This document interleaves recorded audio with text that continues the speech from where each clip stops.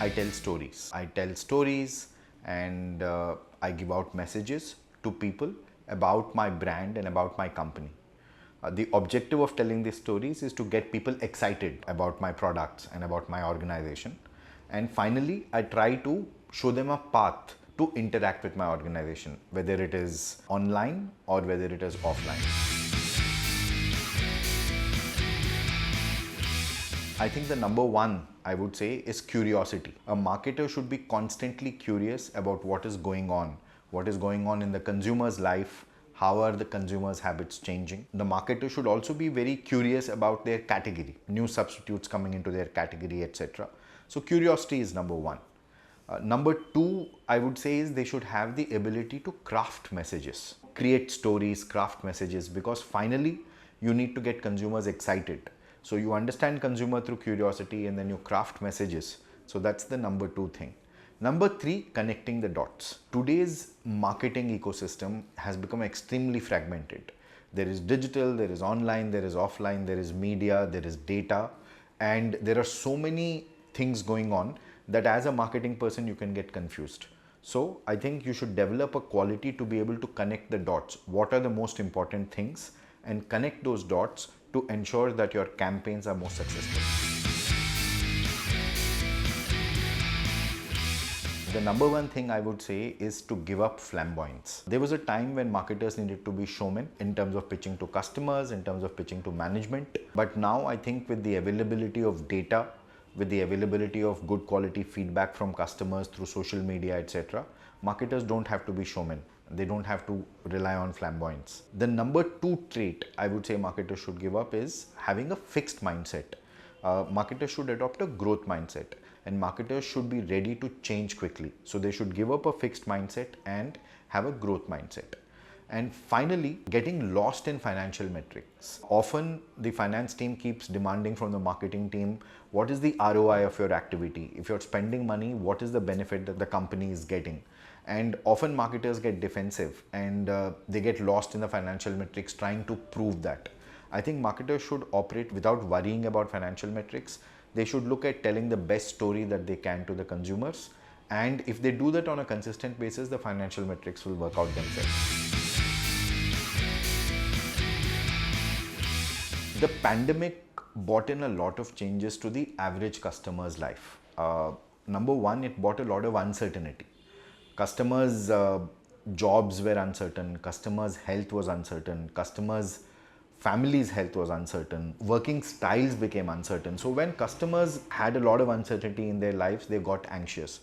As a marketer around this time, marketer's job is to support the customer, give them the right information, provide that information at the right time. Don't try to use FOMO as a trick to make customers buy anything. So basically build a lot of empathy. So as a marketer, I realized that pre-pandemic, my job was about trying to convince or trying to nudge the customer. But right now, my underlying relationship with the customer is one of empathy. I approach all my communication with the customer with a degree of empathy and let the customer take the decision. Let the customer be free to be able to take the call. There is this evergreen argument about what should a marketer be? Should a marketer be somebody who relies on their gut, on their instinct in terms of understanding what the consumer might want? Or should they be somebody who uses data to take a decision? I think what has happened is the quality of data available for marketers has improved tremendously. Earlier, we had a little bit of data from the market, from market share. But today, digitally, you get a lot of data. What are consumers watching? What are consumers searching for? What kind of posts are consumers interacting with? The quality and quantity of data that marketers have has increased tremendously. So in my mind, the latest trend that a marketer should pay most important attention to is how to use data, how to collect and how to use data to make smarter decisions for the consumer. The hack that I have picked up for learning is listening to good quality podcasts. We can't rely simply on experience or what we learned a long time back in marketing. We have to be learning continuously, and podcasts, there are lots of high quality podcasts out there. And the good thing about podcast is you can multitask. You can drive and listen to podcast, or you can, for example, while you're taking a walk, you can listen to a podcast. So listening to podcasts to gain learning is the latest life hack that I have, which is helping me. For me, I think the most useful advice that I got on the job is to view setbacks as a learning moment. You know, when people have 20, 30, 40-year careers, failure is going to happen. Some projects are going to fail. Some jobs you're not going to be good at. Some project might bomb. And you can either react to that in a very negative way, or you can say, okay, what went wrong and what can I learn from it? Okay, accept failure as a part of your process. Very, very long time back, when I was at the beginning of my career, somebody told me this. They said, in a 30, 40-year career, please expect failure. Please expect that things will not go as you planned.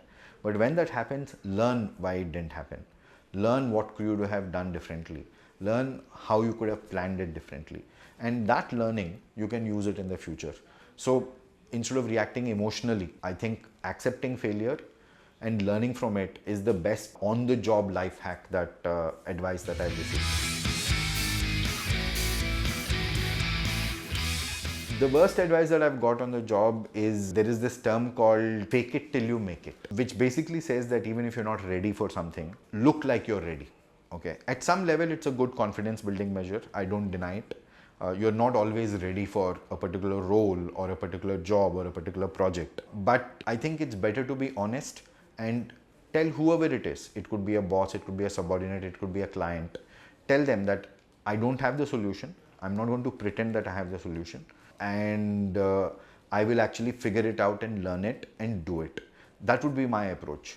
But there are a lot of managers out there who actually use the other approach, which is the fake it till you make it. My suggestion is don't follow that advice. Be upfront, be honest. If you don't know, say I don't know, but I'm willing to learn.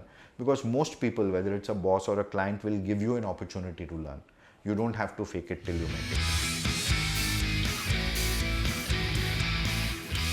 When you're entering any role, specifically when you're entering marketing, things are not very well defined like some other roles. Maybe if you're in engineering and you're in coding, either you know coding or you don't know coding. It's very specifically well defined. In marketing, there are a lot of it should happen like this. This is how it is done. This is the way to do it. There are a lot of theories in marketing, where people talk about their own experiences. As a new marketer, don't rely on these theories. Understand every single action that you're taking. If you're sending an SMS to a customer, if you're sending an email, if you're crafting a simple one-line marketing slogan, please understand it deeply. Don't do it because somebody tells you that this is how it has been done always. So number one lesson would be learn everything from ground up. Think for yourself, every single action that you're taking, what is the impact and whether or not you should follow through with it. The second thing I want to say for marketing especially is act with conscience. What I mean is that customers should be told exactly what you can deliver. So over-promising is a trap that marketers can fall into. They over-promise to customers, but don't ever do that. Always promise only what the product is really capable of, or what you as an organization or as a team is really able to deliver. So acting with conscience and understanding everything for yourself and not accepting theories. I think those are the two things I'll tell somebody who's starting their career in marketing.